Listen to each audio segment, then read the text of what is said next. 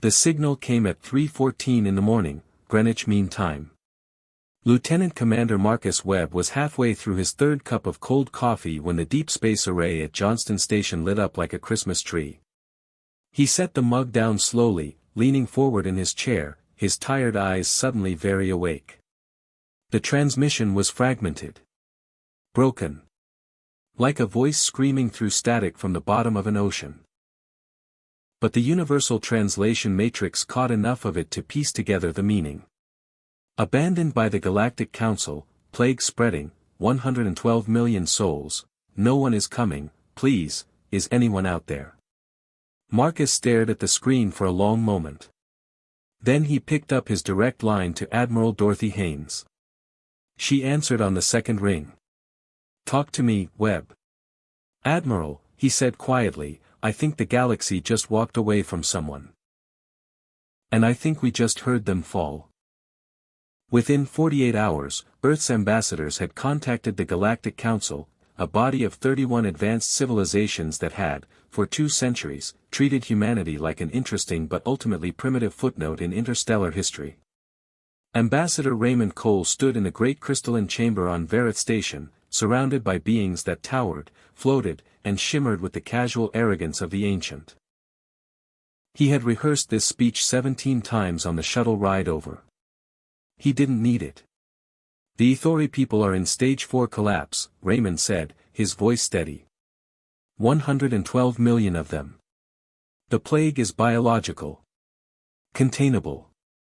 We're asking the Council to authorize an emergency relief convoy.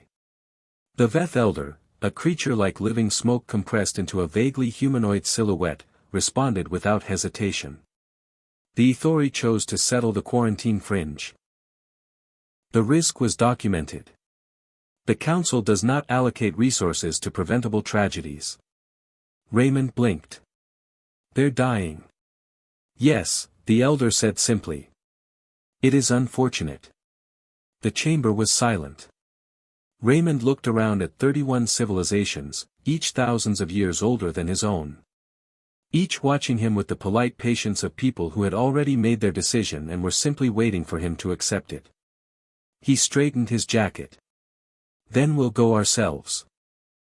What followed was described by historians as the most disorganized, beautiful, and terrifyingly effective relief operation in recorded interstellar history. Captain James Holloway of the UES Resolute was the first to break atmosphere, his cargo hold stuffed with field medics, synthesized antivirals, and enough emergency ration packs to feed a small moon. Behind him came 17 more vessels. Research ships, cargo haulers, a retrofitted mining barge called the Patty May piloted by a retired trucker named Bobby Garrett who simply said, I got room, don't I? They had no council authorization. No military escort. No guarantee of safety in the quarantine fringe. They went anyway. Dr. Angela Moore, lead epidemiologist aboard the Resolute, worked for 31 hours without sleeping. The Eori plague was brutal, it crystallized lung tissue, slow and suffocating. But it had a weakness. A very human antibiotic compound, cheap and common, disrupted its replication cycle completely. Of course, Angela muttered, staring at her results screen with red-rimmed eyes. Of course something this deadly loses to penicillin derivatives. She laughed until she cried. Then she got back to work. The Eori were tall and thin, with pale violet skin and large amber eyes that seemed to hold entire sunsets inside them. They had never met humans before.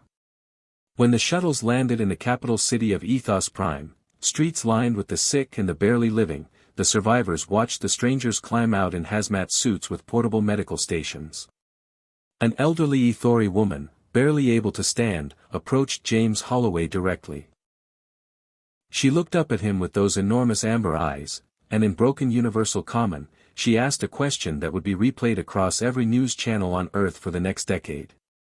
Why did you come? The Council said we were not worth saving. James crouched down to her level. He took a moment. Not because he didn't have an answer, but because he wanted to get it exactly right. Ma'am, he said, we're humans. We don't really do, not worth saving. 109 million Eori survived. 3 million were lost before the Resolute arrived, a wound humanity carried quietly, wishing they had been faster. Back on Verith Station, the Galactic Council monitored the operation in silence. No official statement was released. But the Veth Elder was observed, by 17 separate diplomatic staffers, standing motionless before a viewport for 6 hours, watching the human fleet work. No one knew what he was thinking. But Ambassador Raymond Cole received a private transmission 3 days later. No sender ID. Just 4 words in Universal Common. We were watching. Always. Raymond forwarded it to Admiral Haynes with a single line of his own attached beneath it. So were we.